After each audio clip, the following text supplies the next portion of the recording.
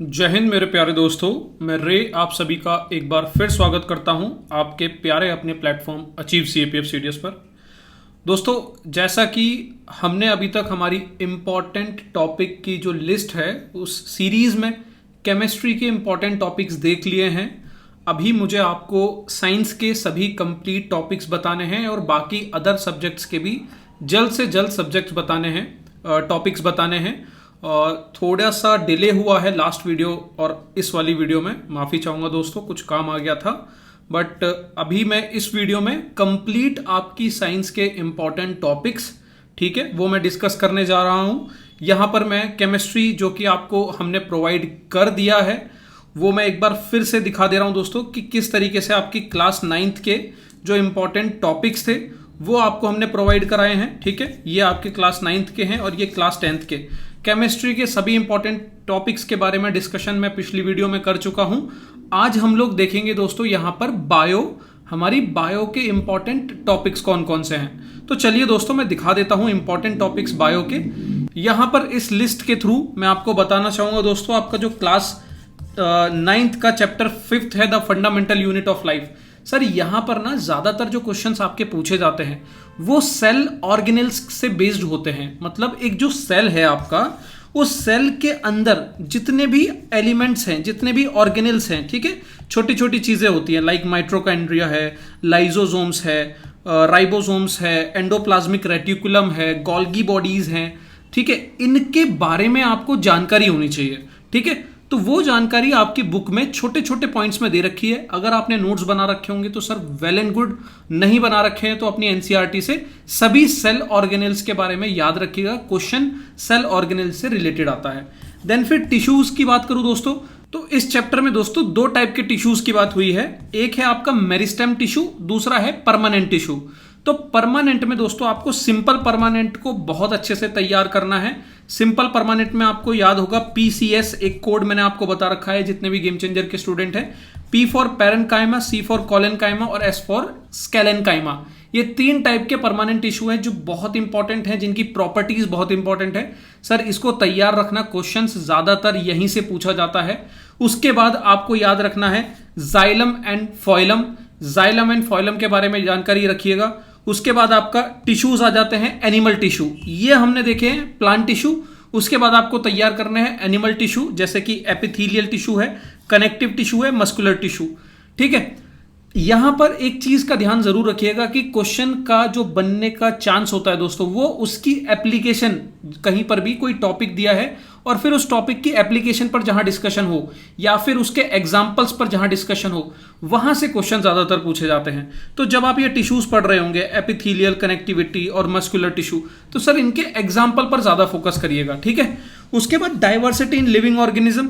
अब सर यहां पर 5 किंगडम क्लासिफिकेशन एक टॉपिक है, दूसरा प्लांटाई, तीसरा एनिमेलिया। अब अगर आप इसे देखोगे, मैंने यहां पर 3 पॉइंट्स तो लिख दिए हैं, पर ये 3 पॉइंट में पूरा कंप्लीट चैप्टर ही है दोस्तों। तो हो सकता है कि आप कहें कि सर यहां पर तो आपने पूरा का पूरा चैप्टर दे दिया। तो बात है ऐसी दोस्तों कि ये पूरा का पूरा चैप्टर इंपॉर्टेंट है, इसमें कोई डाउट नहीं है, पर पढ़ने का थोड़ा सा तरीका अलग है। तरीका कैसे?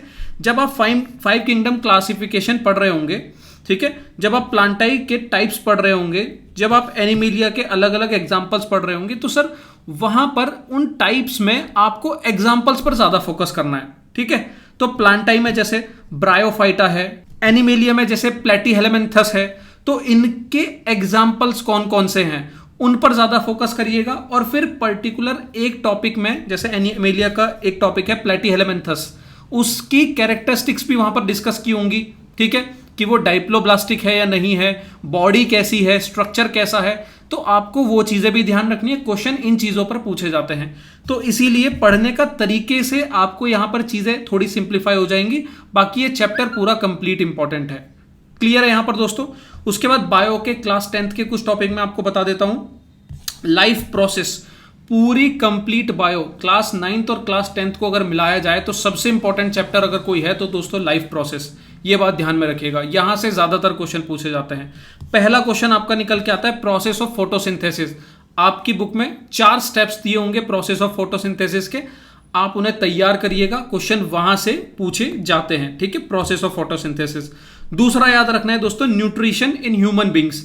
अब ह्यूमन बींग्स में हमारा जो पूरा डाइजेस्टिव सिस्टम है वो किस तरीके से वर्क कर रहा है, हमारे अंदर जो कौन कौन से एंजाइम्स हैं जो रोल प्ले करते हैं, उनके बारे में यहां पर न्यूट्रिशन इन ह्यूमन बींग्स में ज्यादातर क्वेश्चंस पूछे जाते हैं।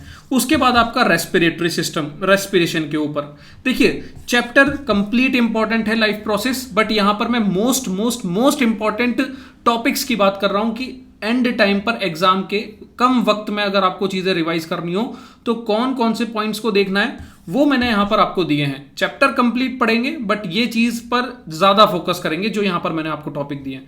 उसके बाद कंट्रोल एंड कोऑर्डिनेशन में एक इंपॉर्टेंट टॉपिक है ह्यूमन ब्रेन। अब देखिए ह्यूमन ब्रेन पर ना क्वेश्चन बहुत ज्यादा नहीं देखने को मिले हैं, पर सर ये पता नहीं क्यों ऐसा टॉपिक है कि कभी भी एक बार यूपीएससी ने अगर यहां से क्वेश्चन पूछे तो वो एक साथ ही कई क्वेश्चन पूछ सकती है। मतलब बहुत पोटेंशियल है इस टॉपिक में, हालांकि क्वेश्चन नहीं पूछे हैं बट मेरा मानना यह है कि आप इसको जरूर अच्छे से तैयार करके रखिएगा। उसके बाद है movement due to the growth in plants. अब प्लांट्स में ग्रोथ हो रही है तो उनका जो मूवमेंट है वो आपको तैयार करना है, उस पर कई सारे क्वेश्चंस आते हैं। ठीक है, जियोस्ट्रॉफिज्म होता है, फोटोट्रॉफिज्म है, हाइड्रोट्रॉफिज्म है, इस टाइप के जो मूवमेंट्स हैं उन पर बेस्ड क्वेश्चन आपके कई सारे देखे गए हैं। Then important hormones and their function. तो अब जो हार्मोन्स हैं आपको प्लांट्स और एनिमल्स में और उनके जो फंक्शंस हैं वो आपको यहां पर तैयार करने हैं। ये 3 चीजें आपको इस चैप्टर में तैयार करनी है। फिर आ जाते हैं हाउ डू ऑर्गेनिज्म रिप्रोड्यूस। तो इसमें पहला टॉपिक है दोस्तों modes of reproduction by single organism. Single organisms के किन किन तरीकों से रिप्रोडक्शन किए जाते हैं। ठीक है, मोड्स क्या क्या है। तो जैसे दोस्तों फिजन है, बाइनरी फिजन है, मल्टी फिजन है, फ्रेगमेंटेशन है, ठीक है, हाइड्रा का टाइप है। ठीक है, तो इस तरीके से आपको कई सारे मोड्स ऑफ रिप्रोडक्शन है जो तैयार करके रखने हैं। वेजिटेटिव प्रोपगेशन है, तो ये सारे रिप्रोडक्शन के जो सिंगल ऑर्गेनिज्म के मोड्स हैं वो आपको रेडी रखने हैं। Then sexual reproduction in flowering plants. Sir ये पिस्टल आपने अगर फ्लावर का जो डायग्राम है वो देखा होगा तो वहां पर पिस्टल, स्टेमन, इन सब चीजों पर क्वेश्चंस काफी सारे पूछे जाते हैं। तो आपको sexual reproduction in flowering plant ये एग्जाम में तैयार करके जाना होगा। देन उसके बाद आता है हेरिडिटी एंड इवोल्यूशन। तो यहां पर rules for the inheritance of traits और सेक्स डिटर्मिनेशन। देखिए हालांकि ये चैप्टर हमारी नई एनसीईआरटी में से हटा दिया गया है बट मैं चाहूंगा फिर भी आप ये 2 टॉपिक जो कि छोटे से टॉपिक्स हैं इनको तैयार करके जाएं, जिसमें अगर दोनों में से देखा जाए तो सेक्स डिटर्मिनेशन ज्यादा इंपॉर्टेंट है, क्वेश्चन यहां से देखने को मिलते हैं। और अगर मिसलेनियस टॉपिक की बात करूं दोस्तों तो बायो में एक डिजीज नाम का टॉपिक है, वो आप जरा प्रीवियस ईयर क्वेश्चंस को ध्यान में रखते हुए इसके कुछ नोट्स तैयार कर लीजिएगा, क्योंकि कुछ डिजीज पर भी क्वेश्चन हमने देखे हैं हमारे प्रीवियस ईयर क्वेश्चंस में। तो ये है दोस्तों आपका बायो का इंपॉर्टेंट टॉपिक की लिस्ट। अभी मैंने केमिस्ट्री आपको तैयार करा दी है, बायो मैंने तैयार करा दी है। अब जरा फिजिक्स की तरफ भी देख लेते हैं। फिजिक्स में क्या है दोस्तों, 9th क्लास में आपके कुछ 5-6 चैप्टर्स हैं, जैसे मोशन है, फोर्स एंड लॉ है, ग्रेविटेशन है, वर्क एनर्जी और साउंड। अगर मैं इन सभी चैप्टर्स की बात करूं तो दोस्तों इन सभी चैप्टर्स में से 2 चैप्टर आपके सबसे इंपॉर्टेंट है, जो है ग्रेविटेशन और साउंड। ठीक है, और साउंड सबसे ज्यादा इंपॉर्टेंट है। तो मैं एक एक करके सब में ही इंपॉर्टेंस बता देता हूं।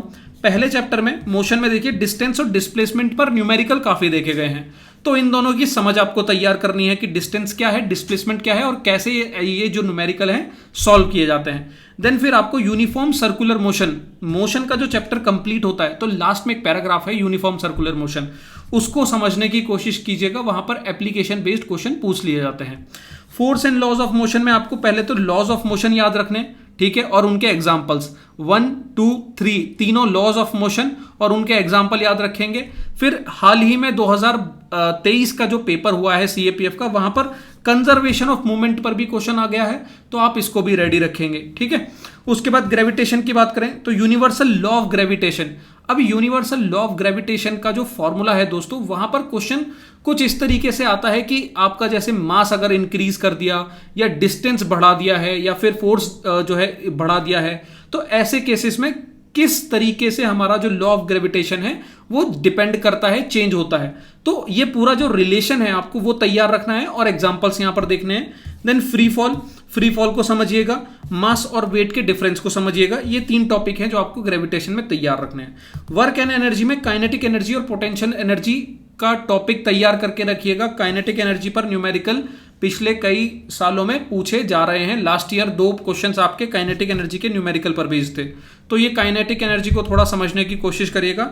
साउंड की बात करूं तो दोस्तों ये साउंड का कंप्लीट चैप्टर आपको बहुत अच्छे से करना है, और उसमें भी अगर 2 टॉपिक मुझे उठाने हो तो साउंड वेव और लॉन्गिट्यूडनल वेव, ये एक टॉपिक है आपकी बुक का, इसको आप अच्छे से रेडी करिएगा। और कैरेक्टरिस्टिक्स ऑफ साउंड वेव, आपकी साउंड वेव की जो कैरेक्टरिस्टिक्स है, फ्रीक्वेंसी, पिच, ठीक है, एम्पलीट्यूड, इन सब की समझ आपको होनी चाहिए, कैसे ये डिपेंडेंट है, किन चीजों पर डिपेंडेंट है, उन्हें तैयार करना है। फिर फिजिक्स में क्लास 10th की बात करें दोस्तों, तो क्लास 10th में आपके 4 चैप्टर इंपॉर्टेंट है, और चारों ही चैप्टर बहुत ज्यादा इंपॉर्टेंट है। ये बात मैं पहले भी बता चुका हूं दोस्तों, चाहे बात हो केमिस्ट्री की, फिजिक्स की या बायो की, आपकी दोनों क्लास 9th और 10th बुक में से सबसे ज्यादा जो बुक इंपॉर्टेंट है वो है आपकी क्लास 10th। ठीक है, तो क्लास 10th को, अगर क्लास 9th को आप 4 बार रिवाइज कर रहे हो तो क्लास 10th को 8 बार रिवाइज करने की कोशिश करना, ये मेरा कहने का मतलब है यहां पर। ठीक है, इंपॉर्टेंस इसको ज्यादा देनी है। फिर उसके बाद लाइट रिफ्लेक्शन और रिफ्रैक्शन, यहां पर आपका mirror, image formation and uses, और लेंस के इमेज फॉर्मेशन और यूजेस। अब सर ये चैप्टर वाकई बहुत बड़ा है, लेंदी है, समझने में दिक्कत आती है, पर मेरे अकॉर्डिंग यहां पर सिर्फ 4 तो आपको टेबल याद रखनी है। ठीक है, जो मिरर से बेस्ड आपके कॉनकेव मिरर और कॉन्वेक्स मिरर की जो लोकेशन है उससे बेस्ड बनती हुई इमेजेस और साइज, ठीक है, वो आपको तैयार रखने हैं मिरर के। और सेम उसी तरीके से लेंसेज में 2 टेबल हैं, बस वो टेबल अगर आपने याद रख ली तो सारे के सारे क्वेश्चंस आप वहां से इजीली सॉल्व कर लेंगे। उसके बाद पावर ऑफ लेंसेज पर एक न्यूमेरिकल आता है हमेशा, वो आपको तैयार रखना है। सीएपीएफ 2022 में पावर ऑफ लेंस पर क्वेश्चन आया, सीडीएस में क्वेश्चन आया, तो यहां पर न्यूमेरिकल तैयार रखिएगा। उसके बाद जब ह्यूमन आई की बात करें दोस्तों, तो डिफेक्ट, हमारी आईज से रिलेटेड जितने भी defect of vision and correction का एक टॉपिक है वहां पर, वो आपको तैयार करना है। फिर साथ में जितने भी जो फिनोमिना हैं कलरफुल वर्ल्ड के, जैसे कि डिस्पर्शन है, रिफ्रैक्शन है, स्कैटरिंग है, इनके एग्जाम्पल याद रखने हैं, क्योंकि एग्जाम में एग्जाम्पल आपको देता है और पूछता है कि यहां पर कौन सा फिनोमिना देखने को मिल रहा है, क्या वो डिस्पर्शन है, क्या वो रिफ्रैक्शन है, क्या वो स्कैटरिंग है, क्या है वो, तो इस टाइप के क्वेश्चन वहां पर देखने को मिलते हैं। और फिर आपका आता है इलेक्ट्रिसिटी। इलेक्ट्रिसिटी में सर एक तो आपका फैक्टर्स, किन किन फैक्टर्स जो है रेजिस्टेंस ऑफ कंडक्टर डिपेंड करता है, इस पर बेस्ड क्वेश्चन कई सारे देखने को मिलते हैं। फिर एक न्यूमेरिकल बेस्ड क्वेश्चन आता है जहां पर सीरीज और पैरेलल में पूरा कनेक्शन दिया होता है, तो वहां पर रेजिस्टर निकालना होता है, तो वो तैयार करके रखिएगा। लास्टली आपका magnetic effect of electric current, जहां पर मैग्नेटिक फील्ड लाइन के बारे में जानकारी रखो, अलग अलग जो है शेप्स में कौन से टाइप की मैग्नेटिक फील्ड लाइन प्रोड्यूस होती हैं, इस टाइप का क्वेश्चन देखने को मिलता है। इलेक्ट्रोमैग्नेटिक इंडक्शन के बारे में जानकारी चाहिए हमें, और इलेक्ट्रिक मोटर और जनरेटर, किस तरीके से यहां पर जो इलेक्ट्रिसिटी है कैसे किस में से कन्वर्ट की जा रही है, उसके क्वेश्चंस आपसे पूछ लिए जाते हैं। तो ये है आपका दोस्तों फिजिक्स का कंप्लीट जो है चैप्टर, जो आपको तैयार करने हैं टॉपिक्स। यहां पर भी अगर मैं मिसलेनियस की बात करूं तो दोस्तों एक चैप्टर आता है हमारा इलेक्ट्रोमैग्नेटिक वेव्स। इलेक्ट्रोमैग्नेटिक वेव्स आपका 11th और 12th से पूछा गया टॉपिक है। उसको मैं नहीं कहूंगा कि वो चैप्टर कंप्लीट तैयार करो, या सिंपल आप प्रीवियस ईयर क्वेश्चंस देखो, डिमांड समझो पेपर में क्वेश्चंस कैसे पूछे जा रहे हैं, और उस बेसिस पर इलेक्ट्रोमैग्नेटिक वेव्स के जितने भी जो लिस्ट है आपकी, स्पेक्ट्रम है और एग्जाम्पल है, उसको तैयार कर लो, बात वहां से हमारी बन जाएगी। तो ये है दोस्तों आपका इंपॉर्टेंट टॉपिक्स ऑफ फिजिक्स। इसमें मैंने आपने देखिए अभी हमने केमिस्ट्री डिस्कस कर लिया है, बायो भी डिस्कस कर लिया है, फिजिक्स भी डिस्कस कर लिया है। उम्मीद करता हूं आपको सभी इंपॉर्टेंट टॉपिक्स आपकी साइंस के पता चल गए होंगे। इससे ज्यादा परेशान होने की जरूरत नहीं है सर, अगर इन्हीं टॉपिक्स को आपने अच्छे से तैयार कर लिया है। देखिए कंप्लीट बुक तैयार करनी है, ये बिल्कुल आपकी जिम्मेदारी है। बस अंतिम समय पर आपके पास जब वक्त कम होगा तो इन टॉपिक्स को मल्टीपल टाइम रिवाइज करना है, ये चीज आपको ध्यान रखनी है। इतना टॉपिक आपने अगर तैयार कर लिए तो आपके साइंस में बहुत अच्छे मार्क्स आने से सर कोई नहीं रोक सकता है। और अगर पेपर किसी भी कारण से कोई डिफिकल्ट लेवल पर आता है तो सर वहां पर आपको परेशान नहीं होना है, क्योंकि जितना आपने पढ़ा है आपके कंपटीटर ने भी उतना ही पढ़ा है। तो अगर वो उन क्वेश्चनों को अटेम्प्ट नहीं कर पा रहा और आप नहीं कर पा रहे तो उससे कोई फर्क नहीं पड़ता, कट ऑफ रिड्यूस हो जाएगी। ठीक है, तो ये बात ध्यान में रखिएगा, परेशान मत होइएगा, इस चीजों को तैयार कर लीजिएगा, इन्हें नहीं छोड़ के जाना है, क्योंकि ये चीजें ऐसी हैं जो आपका कंपटीटर बिल्कुल भी नहीं छोड़ने वाला है। तो आपको भी इन्हें बहुत अच्छे से तैयार करना है। उम्मीद करता हूं दोस्तों आपको चीजें समझ में आई होंगी। पढ़ते रहिए, मुस्कुराते रहिए। अगले वीडियो में हम लोग देखने वाले हैं हमारे नेक्स्ट इंपॉर्टेंट टॉपिक्स की जो लिस्ट है, एक और नए सब्जेक्ट के साथ। थैंक यू दोस्तों, जय हिंद।